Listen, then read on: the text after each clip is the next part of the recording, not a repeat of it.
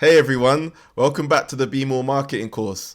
I'm Jordan, and today's episode, we're going to be digging into how to choose the best name for your online business. Let's get into it. I think, firstly, before we delve into this, it's important to first speak on the reality of things. I hear stories time and time again about people spending weeks, months, years even, and devoting this time to trying to craft out the perfect business name that's gonna catapult them to all this business success. And I'm sorry to be the one that bursts your bubble if that's what you think, but that just isn't the reality. A good business name, a good business logo contributes no more than 5% to total business success. You see, overall success rests on things like your product quality, your product positioning, your reliability, your customer service, your innovation, and all these other factors. So please do not overinvest your time and energy in this department. Business names are only validated by the success of the business itself, not vice versa.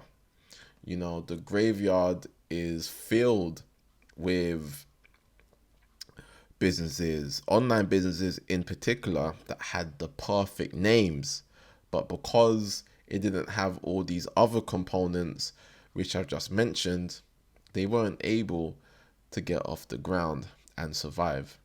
So please do not over index the importance of having the perfect business name.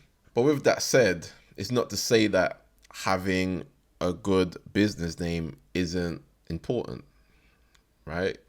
So with that, I provided a few simple guidelines that you can use when you're thinking about what business name you want to move forward with. So through experience, I'd say your business name should have, somewhere in between 2 to 8 syllables. You don't want it to be too difficult or too long for your customer to to say or to remember. You want it to be very much front of mind and easy to remember. You want it to be memorable, right?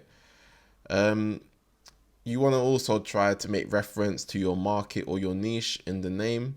So, for example, if you're windows cleaners, you could potentially go with a name like Trusted Window Cleaners, for instance, or you can go for a name like Quick Window Cleaners, for instance. I know it doesn't sound too creative, and it might sound, quite obvious, but what's important in these situations is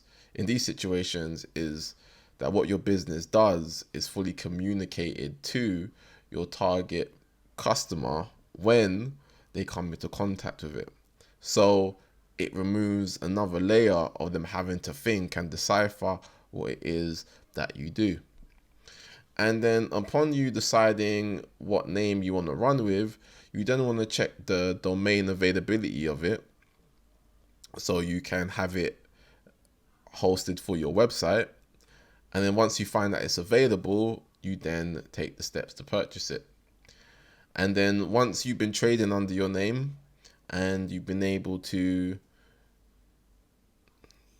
have some level of success with it, you then want to go down the road of trademarking it. So this way, no one can, piggyback off, the success that you've been able to generate as a business, right? So those are just a few things in which I'd consider when deciding upon what name you want to settle for. Hey there, thanks again for watching.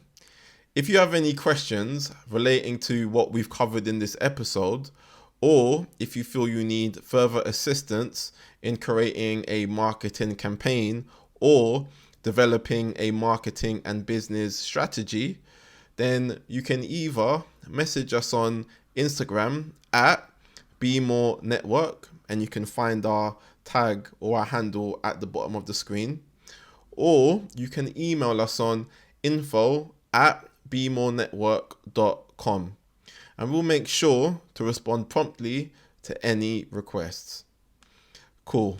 I look forward to hearing from you. Peace.